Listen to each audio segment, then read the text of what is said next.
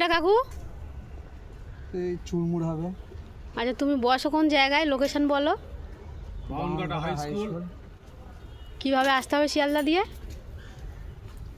ভুলে গেছি। শিয়ালদা দিয়ে আসতে হবে, জলপথ নামতে হবে, নেমে ব্রিজ পার হলে বাসটা কি বাসে আসতে হবে? শিয়ালদাতে এলি সব বাস আসছে তো, 213 থেকে শুরু করে বলো।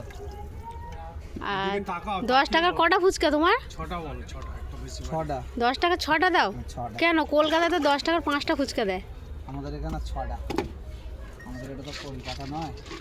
বলো কোনো বাচ্চার পয়সা না থাকলে আমরা এমনি খাইয়ে দিই। তুমি তাহলে স্কুলের কাছে বসো তো। হ্যাঁ।